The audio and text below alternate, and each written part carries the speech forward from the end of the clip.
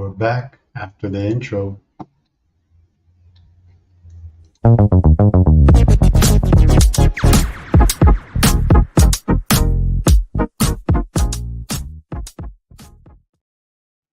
How's it going, everyone? It's your boy Gio back with another episode.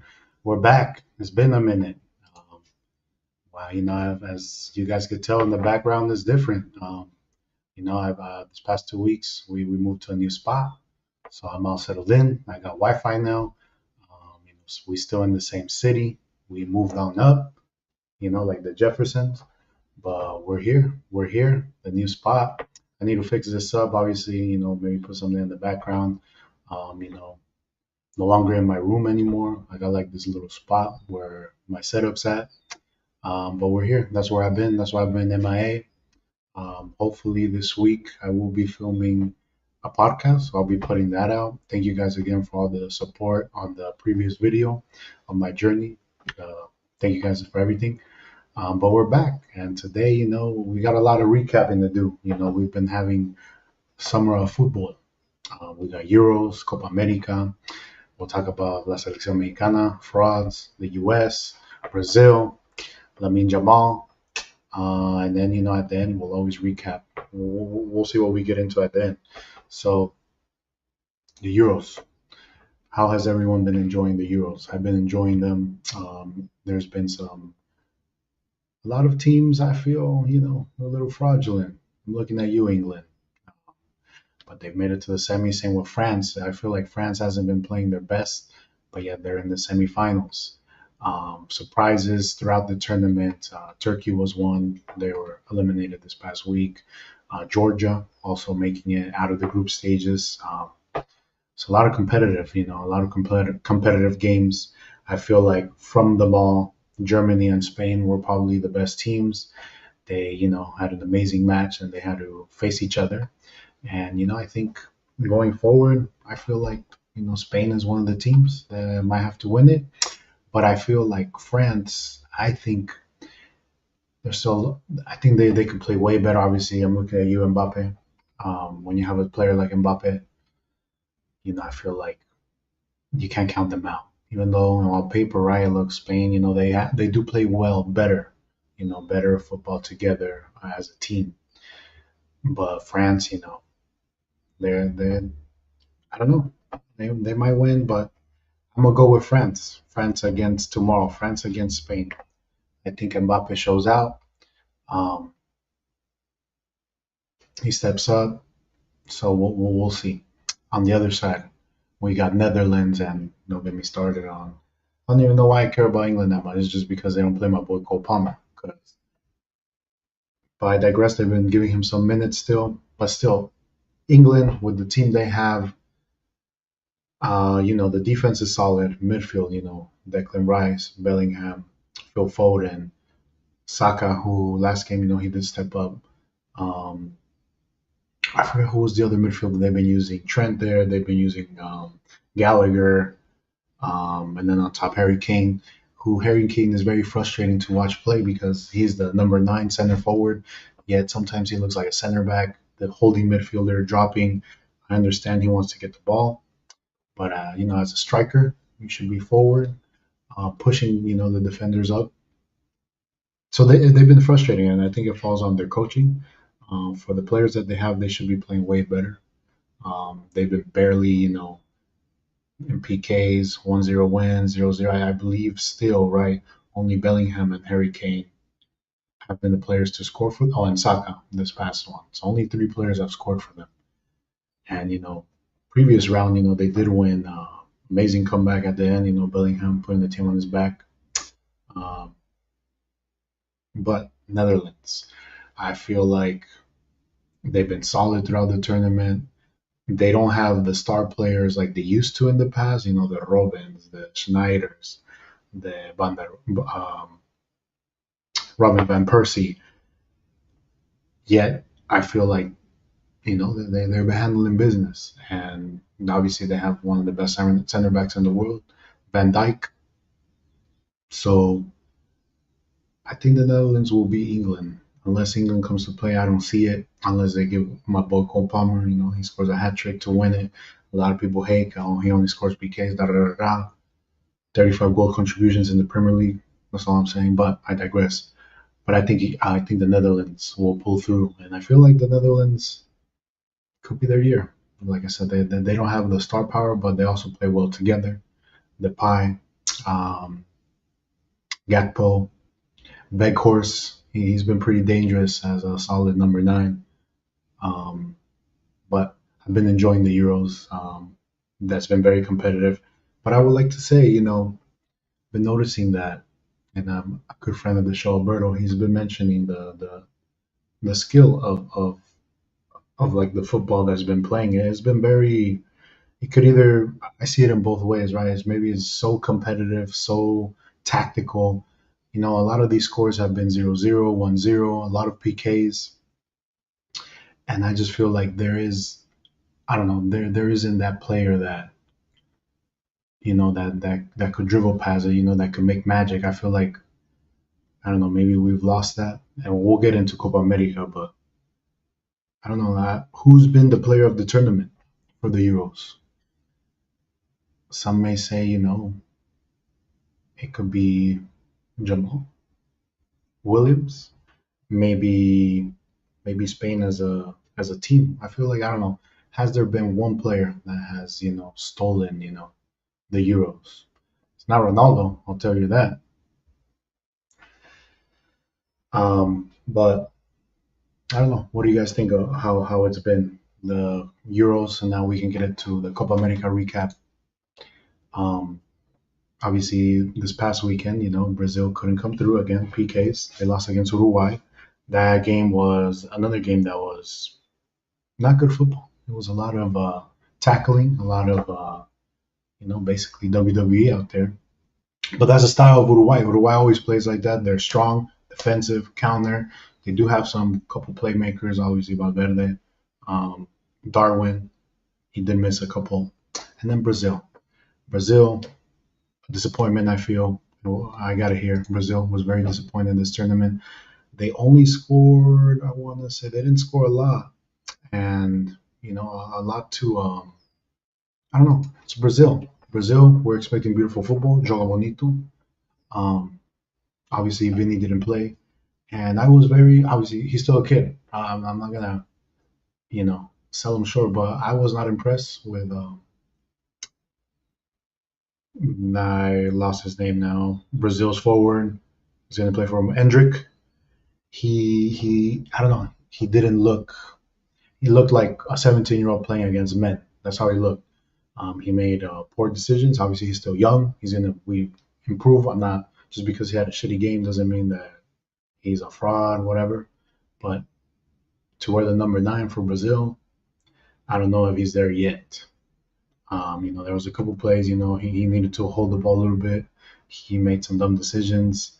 He did make a good pass, but unfortunately Rafinha couldn't control it. But I don't know, Brazil as a conjunto, they let me down. That midfield, it's not. I didn't feel like it's a Brazilian midfield, too defensive. And Paqueta was lost. This past game, I forgot that I was talking with my boy Pepe. We forgot he was even playing. And man, the PKs, like that's the thing. Like they do this little run up, like the stutter step, and it's like I was always taught, before you shoot it, obviously look at the goalie, but just pick a side and just shoot it. And usually, most of the time, you're going to score. When you overthink, and let's talk about Douglas. I think it's Douglas Luiz. Man, did not look confident. He was faking confidence. He was trying to do the Pereira stare to the goalie, and they put the camera on him. He did not look confident at all. And what happened? He missed the PK. Uruguay came through. Same with Militao. Poorly shot PK, and now they're out. And going forward, Ronaldinho called it at the beginning. He wasn't gonna watch that team play because he doesn't feel like they play the style of Brazil. And a lot of long balls. Brazil, I don't know. They a lot of long balls, not a lot of 1-2s, beautiful. But it is a new wave of players. Neymar. I don't know if he'll make it to the World Cup. We'll see. I mean, but who's Brazil's star player? Vinny, obviously. Vinny would be his star player. They're more worried about dancing than actually taking PKs. That's true. I don't know. And then I forgot who was talking about that. Actually, if you don't watch this podcast, funny podcast, Hermanos de Leche, they their last episode was about La Selección Mexicana and what has changed. And that is true. Like these newer generation of players, obviously, we all heads now. These newer generations of players, they're more of social media, how they look. Um, they worry about other things than what's important. Football and like back in the day, the Ronaldinhos, the Kakas, the Cuauhtemoc Blancos, the Gerardo Torados, the Riquelmes, like even I will put Messi there. The Messis they knew what's up, and they weren't worried about other outside factors. But now it's all about going viral. Maybe that's what we've lost. But on the other side, Canada, the surprising. If I would have told you at the beginning who would make it far, Panama, Mexico, USA, Canada, I think most of us, obviously us Mexicans, we that's the thing with Mexico, right? We have this blind faith that they're gonna pull through. But I think USA, all things considered, I think they have an amazing talent, a roster of players. They all play. They are in Europe. You would think out of those four, they would probably be the one to make it the farthest. But yet, it's Canada who made it the farthest with Jesse March, a coach from the U.S. Obviously they went to PKs against Venezuela.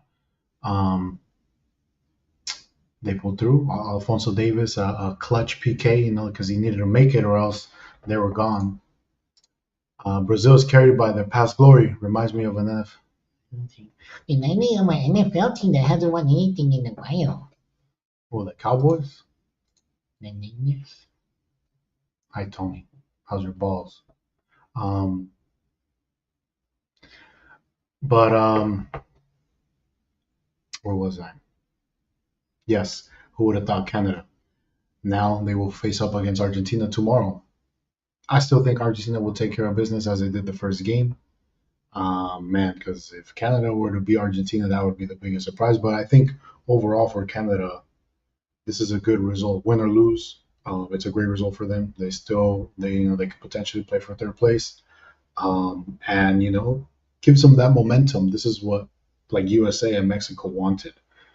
Obviously, Copa Oro is Copa Oro. It's not very, it's always going to be either US, Mexico, sometimes Costa Rica, and maybe now Canada, but it's not competitive as a Copa America where you're playing against. Let's not forgot to mention Colombia, who I feel like they've been the best team in this Copa America. Argentina, Brazil, the Uruguay's, Venezuela was amazing. Ecuador, like they need that, because they're not in qualifiers, so they need that roce against competitive teams. Hopefully, to give us a good World Cup in 2 years. And I feel like Canada, they'll use this momentum for that. Chama, huh? But, the big elephant. Oh, obviously. So, okay, so Colombia, I feel Colombia on the other leg is going to face Uruguay. I think Colombia will handle Uruguay. Colombia have been playing amazing. James, he's rejuvenated. He looks like old James. We got Luis Diaz. That team is solid, and I feel like that team is probably going to win it all. Los Cafeteros, yep, Colombia. But, the big elephant in the room we haven't touched on. What's going on with la Selección Mexicana? So, first off, let's start off with I've been watching a lot of, since I moved in, no internet, I was on YouTube watching a lot of videos. And, I don't know, I went into this wormhole of when La Selección Mexicana was good. That era of like 2004 to like, I could say even to 2014, like that era, especially the 2006 World Cup, they were ranked like the top four on nations in soccer. because they had that amazing Confederaciones where they beat Brazil. Again, they lost to Argentina, and then they lost to Argentina in the next World Cup. But then they go. Hugo Sanchez becomes the coach, and he has an amazing Copa America where Mexico uh, goes to third place. Their first game, they actually beat Brazil with a legend, Neri Castillo. You guys remember him? He scored an amazing goal, and they had an amazing tournament. They beat Paraguay 6-0. They unfortunately, guess who? They lost against Argentina with Messi golazo against Osvaldo Sanchez. But they had that momentum. Then we know what happened with Hugo Sanchez. 2010 comes, and they have all these young players coming up, right? Because at that time, the Mexico under 17, they win the World Cup, and all those players, the Velas, Dos Santos, um, Efrain Juarez, they all, come up. Hector Moreno, and that's the one that leads to the 2010, 2014 era. But what I'm trying to get at is Uruguay taking it. We're giving Colombia too much credit for being a Miracle Panama team. But throughout the tournament, I feel like even against Brazil, they played well. They've been playing well. But we'll see. Like I said, Uruguay is one of those teams I just do not like their style of play. They play anti-football, even though um, they have some players that are good, but I don't know. I feel like mis parceros, they'll take care of it. It should be good though. That's the thing right now. If you're a fan of football, these next semifinals, like what more do you want? Spain, France, Netherlands, England, obviously Argentina, Canada, but Uruguay, Colombia. Would have preferred Brazil, right? The desire and hunger to play for Mexico has fallen, like you said. They only care about how they look. What they drive is just a trend. I agree. How like these players, like they're more see like going viral, their posts and stuff. Cause let's be real, we're gonna be real, and I'm getting this off. Say what you want, that those selecciones like they party, they partied hard before games. They had the little incident with the hookers. Shout out Christian Hong Kong. They will party, they will do all of this and that, and then the next day they'll handle business. And maybe these young players, that they get tied up. I see all of them. They got their wives, they got lovey dovey. Maybe maybe you gotta get that dog out of you. That's what Mexico needs. We need them dogs. Because man, some of these players I've never even heard of. So who's our star player? El Machin, Edson Alvarez. He's probably our best player right now. You would say, right? For Mexico. What's he known for? Because he has amazing slide tackles. Um, because other than that, I mean, Chucky, he's older. I think they still should have called him. He still should have played on this team. But you're gonna tell me what? Obviously, Santi, he's been blowing it up, but for La Selección, he hasn't done shit. Quiñones, he just running out there. Antuna never liked him. Supposedly he's our best player. Orbelín Pineda can't take a PK to save his life.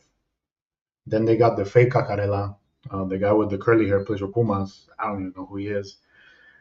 Chiquito Sanchez, Pachuca Gray, now in America. The defense, I would say, is pretty solid. They are pretty solid defense. But I would still say Memo should be our keeper because this goalie they have, he ain't cutting it, man. But they just need dogs. There hasn't been like this next generation of players. Before we had the Dos Santos, the Vela, Chicharito, Guardado. Um, Before that, Cuauhtemoc, Borghetti, Torrado, the Omar Bravos, Osvaldo Sanchez. Who else? The Rafa Marquez,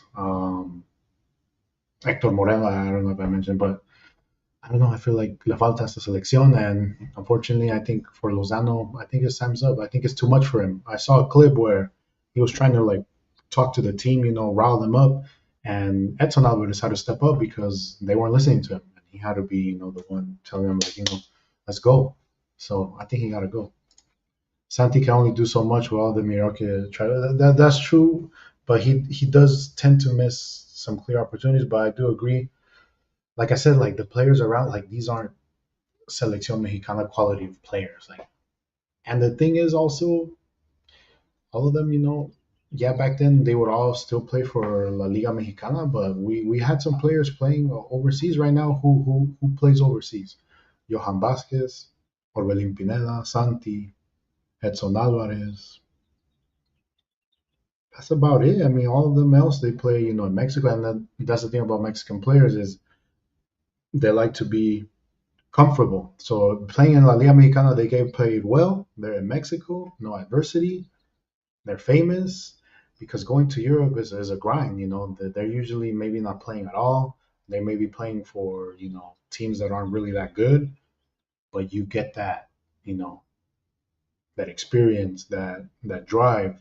Maybe that's what these Mexico players need going forward. The other one too, U.S.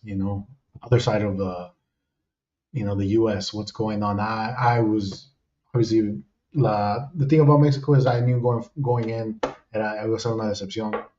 So it's like I figured, right? But the U.S. I don't know. Maybe I've been on this U.S. hype train for a little bit because I'm saying like, man, they're all young. Where they play, es para que jueguen mejor. And yeah, I mean, I don't know. They didn't play good. Um, and going forward, I don't know. I feel like they have the quality to, I'm not saying win the World Cup, but make some noise in the World Cup. By that time, most of their players are going to be in their prime, 25, 26, 27. They all, like I said, they play in Europe. Some of them, are key players in their teams. Some, unfortunately, they're not playing. But what happened? I'm hearing as the coach again, I'm hearing they're trying to convince Jordan Klopp. Jurgen Klopp ends up coming to the U.S. The U.S. they got money. If they want to, they can get him, but it's up to Klopp if he wants to, go to the U.S. I mean, I'm sure he would love to live in the U.S., but I think he wanted to take a break. But if they were able to pull that off, this team, I don't know. I think they will make some noise. U.S. needs a better style of play. Yeah, it's always the same with them, and I feel like they have the players to play, a better brand of football. Um, but I think they need the coach, and I think it falls on the coach. Same way England, with Southgate, very conservative style of play, for the type of players they have. And if it was a different coach having, those players, I feel like they'll play better.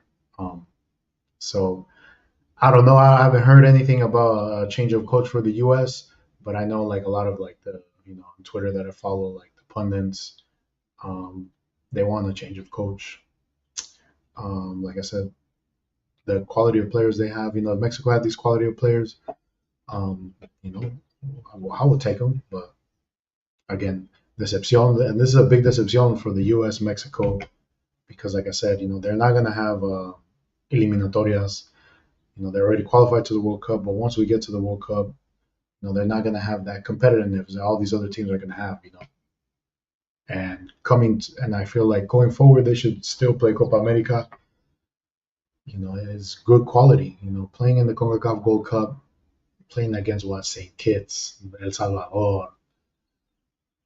No disrespect, to my people, but like those teams like that are Haiti, Puerto Rico, Cuba, like it doesn't benefit them. Mexican players started thinking they were all that and stopped playing like Mexicans. They think they're too good to put in the hard work when they can't catch up technically. Yep, like it's been a drastic fall. I feel like 2018, that team, that beat Germany. Say what you want about that coach Osorio. I know a lot of people didn't like him. I did. I feel like he made us play well as a team, and like I like their style. I like their style of play, and unfortunately, the mistake he made was losing against Sweden. Because I feel like we would have been first in that group. We would have gone far in that World Cup. I think eventually, like we would have faced England, but that's like the one of the selecciones that I had high hopes after beating Germany. How Chucky was playing. That's when Edson Alvarez started playing. Guardado was in his prime still. The left and right back using them to overlap. They're playing well, and the defense was amazing as well. Mm, but ever since that, the Qatar World Cup, decepcion, like horrible, and it's like all these players, like I don't know, like I don't think they're that good. The quality of how before Mexican players used to be. Like, ¿quién ha salido? Who is like, before we would say it was Chucky, Chicharo, Giovanni Dos Santos, Vela, Rafa Marquez. But now it's like Antuna, um, the nigga with the curly hair, the dude with the curly hair. I don't know. Definitely need a coach with clear attack minded play style, but hardworking defensively, like Bielsa for a while. I was gonna say yeah, like Bielsa. Um, like his team is they defend well, but they do play better, or they are playing better. Cagarada. But now, there's been a lot of talk. Lamine Jamal, next superstar. What's crazy to me is he's 16 years old, and he's starting for Spain, for a Spain team that all their players are good, established, and you could say he's the one. I would say the star player of France, him and Nico Williams. And there's been a lot of chit chat, a lot of chit chat. Is he the next Ansu Fati? Is he the next Boyan Kirkic? Is he the next, promesas that never, amount to anything? And I don't know. I feel like he might be the next big thing. He's only 16 years old. He's already, he's kind of tall, and like I say, he's already starting for Spain in a Euro Cup. When the World Cup comes, 2 years under his belt, he'll be 18, established. Man, the sky's the limit for this player. And I just want to, this is just, put some respect on Jamal's name. Um, we'll see. Things could happen, injuries.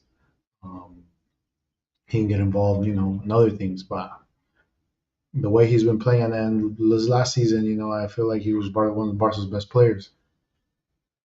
Fortunately for him, going forward, Barca, they do need other quality of players around him. It's going to be a tough task against Real Madrid. We've talked about this many times. That Real Madrid team stack. I mean, let's be honest. But if Jamal is able, I don't know. Let's think crazy. If through him, Barca's able to sneak a La Liga title against that Real Madrid team, only time will tell. But yeah, I mean, I feel like he's gonna be good. He's gonna be good. But we'll see how it goes. Should we talk Ronaldo? Ronaldo. I didn't have him on one of my lists, but I'll make it quick. Ronaldo legacy. Ronaldo's legacy. So actually, I want to first start out by the one player I was surprised in the Zero Cup, Pepe. I know there's been a lot of hate with Pepe throughout the years, especially with his Real Madrid ties, how dirty he plays. But what I saw from him in this tournament, amazing. What, 40, 41 years old, defending still, he still looks like Real Madrid Pepe. There was one play where he like chased down. Who did he chase down? A guy that was fast. Was it Duran? Maybe, but he chased him, and man, he looked like Pepe of old. So can he make it to the World Cup? Who knows? I don't know, but Pepe 41. Yep, that's what I'm saying. Like Pepe, if he makes it to the World Cup, that's amazing. But props to Pepe, props to his career. Always a enigmatic figure. But scary dude, I would say. I would be scared of him. But congrats to Pepe. But now let's talk Ronaldo. So Ronaldo, one observation after watching some of Portugal's games, I feel Portugal, I think, would play better if maybe Ronaldo came off the bench, or because I feel like I don't know. I feel like obviously it's Ronaldo. He's the GOAT, one of the GOATs, one of the greatest of all time. And I feel because of that, the players around him respect him a lot, that they always want him to score or play the ball to him, make it, get him involved, right? And sometimes they pass up clear opportunities to just play better as a team. And in the last World Cup, we noticed that, Ronaldo was coming off the bench, and they were, was that player, he scored a hat trick, replacing Ronaldo. Um, Say what you want about Ronaldo, like I said, he's one of the goats, but he still, he still plays for the name on the back. I feel he still likes, I guess if he were to score that PK that he missed, he would have been like one of the top scorers in Euros, right? And I heard that's why he was crying, not because he missed it, but who knows? But I feel like I think it's time. I don't know. I think Ronaldo will make it to the World Cup, but like I said, I think Portugal they would play a lot better.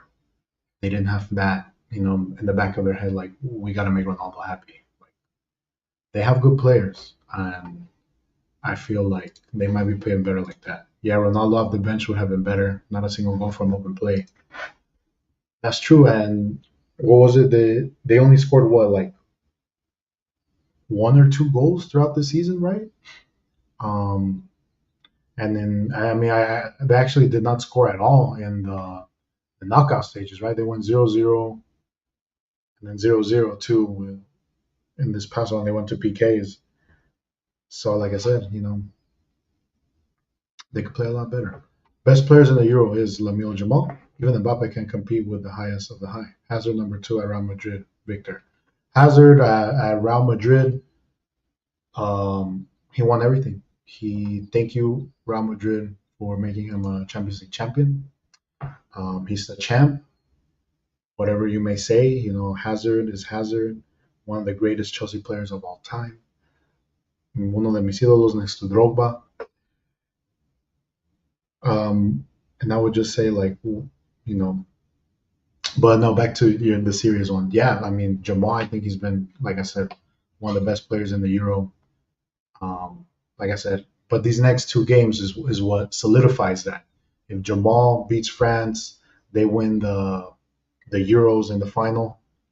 Like I said, that's legacy statement. But like you can't count out you as Kendrick says you can't count me out. Mbappe is still at this time one of the best players in the world, and I feel like he hasn't had one of his statement games. And what a perfect time to show up in the semifinal. But we'll see. We'll see how that goes. But back to Ronaldo, like I said, he gotta maybe look himself in the mirror. Maybe he's not. He's still that guy, but he's not that guy anymore. He's not like Messi. But we'll see what Messi does tomorrow too. He hasn't had the best of tournaments as well. He missed a PK, but Ronaldo missed a PK. See, Messi, Ronaldo fans always be doing that. He missed a PK. Oh, my goal was at Juventus at 37. Your goal's at the MLS. Let's be peaceful, guys. They're both goats, but Messi's better. Anything else you guys want to talk about? I'm almost at the end of the segments for today. Anything we missed? Anything? Let's see. Oh, actually, we did miss something big. So I was in. It was during my move, but let's talk about Alex Pereira. Before the last show, I talked about what would be his legacy if he won. Obviously, man, Pereira came through again. Dominant performance against Yuri Prohaska. And it's just he's just beating all these contenders. He's beat 5 world champions. So he's beat Izzy, Strickland. Yes, he beat him when he wasn't a champ, but he ended up being a champ. He beat Blakovic, Jamal Hill, and Yidi twice. And then the second one was Shama, huh? So what's next for him? Obviously, he has Ankalev there. Ankalev's been talking smack that he's gonna knock him out, that he's not gonna take him down, that he's gonna fight him, striking, and that's how he's gonna beat him. He's gonna knock him out. We'll see. But let's say he beats Ankalev and he goes up to heavyweight, and John Jones is still the champ.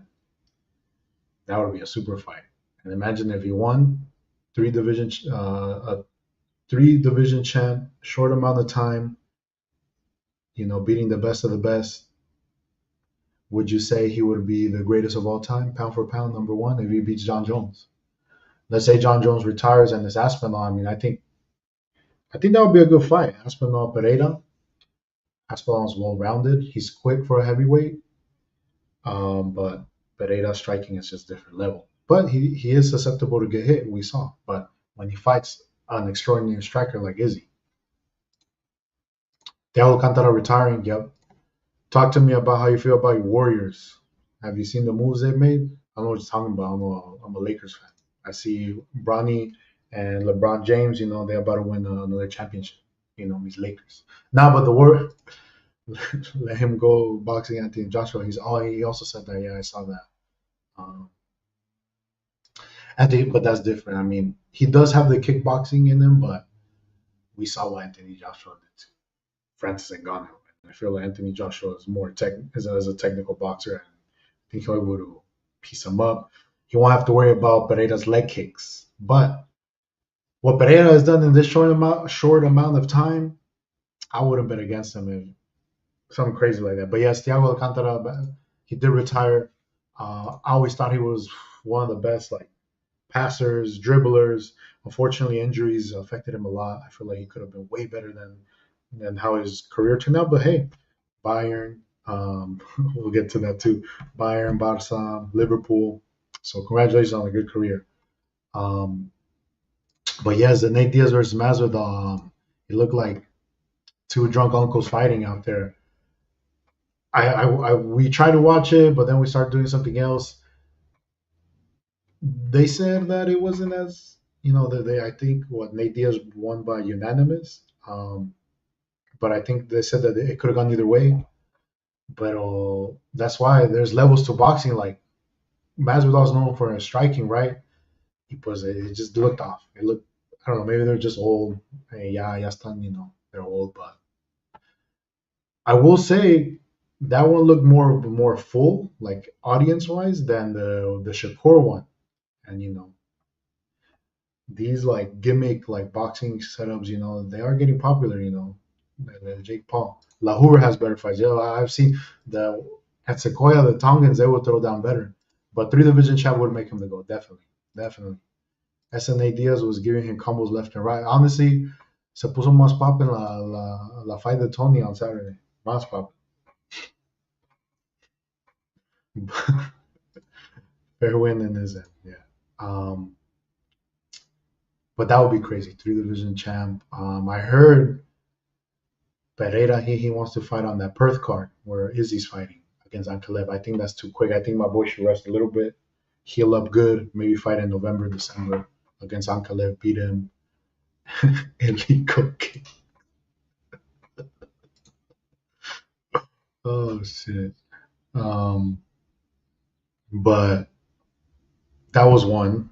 What was other than that in that card? Which other? I'm trying to remember. My boy Ian Gary, he boring as hell, man.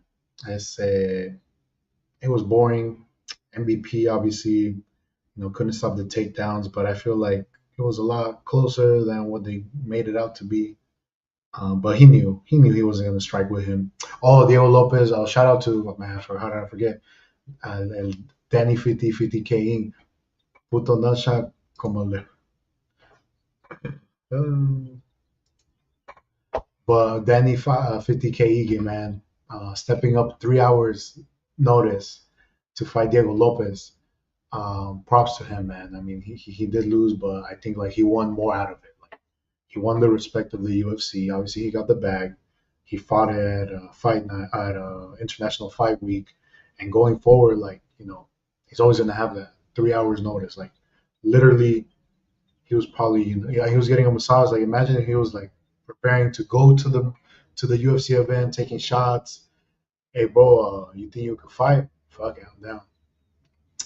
Will we ever see McGregor step into the octagon again? I hope so, but honestly, I hope so. Y'all step up with the last call notice. What do you believe? Y'all step up with the last call notice. What do you believe is more impressive? I think. Hold on, I'll go to yours. Let me answer George's. I think that's George. But I would like to see him against Chandler. I feel like that's an even matchup for him right now because if McGregor were to fight like like Charles Oliveira, even Dustin Poirier, Gaethje, I feel like he gets it. But I feel like Chandler, he's open to get hit. He's gonna be entertaining. I feel like that's the fight he has to make. But I don't think you know what they say, like, when you sleep in silk blankets, it's a lot harder to wake up and go train. I feel like McGregor, he's made so much money, he's already established. I don't think he has that fire anymore, to really want it. Maybe he wanted to be 100%. Can't fault him if if he had an injured toe, but Pereira felt like that. Pereira different. He built different. But hopefully, I think we'll see him. Hopefully, end of this year, maybe. I think that's what he said. That's what Chadler said.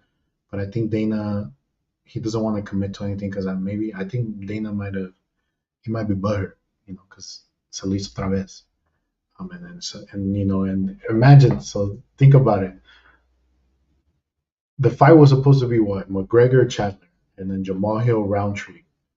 That Jamal Hill Roundtree fight changed so many times that it ended up being what Anthony Smith with contra, I forgot his name, and Anthony Smith looked bad. And not only that, like, it's International Fight Week. Pereira steps in last minute.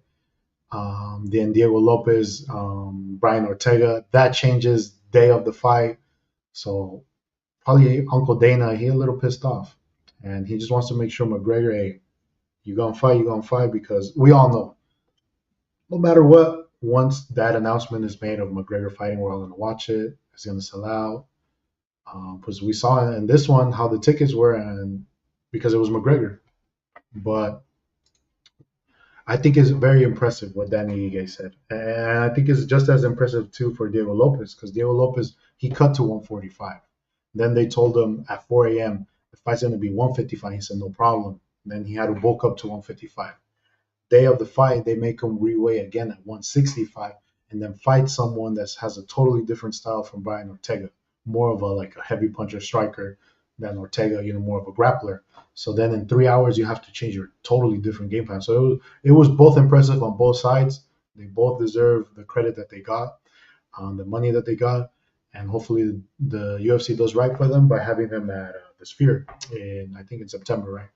But I think that both were very impressive. But Danny Ige in 3 hours, I see like being imagine like you hella cut and show up to work. I'm 7 beers deep, but fuck it. Uh, what else? UFC wise, anything we miss? I mean, Izzy, Dirkus Duplessis, that one should be good. There's been a lot of smack talking between them. If Izzy loses, what happens to him next? I mean, he has lost a couple of them, but he did beat Pereira. But I feel like after he beat Pereira, como que his fire, that was it. That was the one thing that, that he's been, on him forever. He lost 3 times to Pereira, and then, the third time was when Izzy was Izzy, at the top of his game. Pereira, taking his belt. Then, like I said, he did beat his demon, knocking him out. And I feel like that was like, when you working so hard for something, you finally get it, and you're like, "Pues that's it." But hopefully, he has that same fire to win it. But if he were to lose, I don't know. When fighters are already thinking about retirement and stuff like that, taking time off, it's pretty much done. But we'll see. They're building it up cool. I'm definitely want to see it. The the Battle of Africa, a true African and a Black Panther, Dirkus Duplessis. Um, for my Star Wars fans, so we've been talking about the Acolyte, and I've said how disappointed I was in the show because I'm a Star Wars fan, and what they've done with my Star Wars, going woke, the pronouns, the all the wokeness. I will say though, there was one episode where I was like, man, if they just made this whole season this one episode, it would have been amazing. So, spoiler alert, spoiler alert, spoiler alert, spoiler alerts. The reveal, the bad guy, the one behind everything, and he's a Sith, and he's able to handle 7 Jedi's on his own, and it was so cool. His introduction, it was so cool. The character, like they should have made the show around him. They're making the show around, obviously two women. And, they're the chosen ones, but I don't care if they're women. Just make their characters, interesting. you know, build a story around them. Like they built the Sith story amazing. You know, you find out pieces of the bad guy. You know, he once was a Jedi trained. He was abused, and that's why he went to the dark side. Okay, that's interesting. But man, like I said, those two characters, the guy from Squid Games, he's in it. He's like one of the bright spots of this show. You know, um, but what could have been, and going forward, Star Wars is like just make Star Wars stories. Like there's so much material you can grab from. Don't make it woke. Stop with this woke thing. Like I get it, inclusion, whatever. You can have all different types of races, whatever, women, but just make a good story, make good dialogue. I would say, but we'll see how this episode is tomorrow. I'm already watched all these episodes. Might as well just finish it, right? And they got me. I mean, Disney Plus got me again. You know, you brand the Star Wars logo, and I'm gonna be there no matter what. Like La Selección Mexicana, you know, I know what I'm getting myself into. Their ass, but I'm gonna support them because it's mi selección. It's my Star Wars. All right, Gio's words of wisdom. So to wrap up the show, I like to end it with the Gio's words of wisdom. And this week, don't be afraid to fail. Don't be afraid to go outside your comfort zone. Sometimes, you know, because of failure and fear, we tend not to find, you know, our best strengths or push ourselves to find, you know, to get that growth. So I would recommend anyone that is afraid to take that leap of faith or afraid to, who knows, right? Maybe a job opportunity or you know making a decision that's gonna you know that's gonna be important or serious.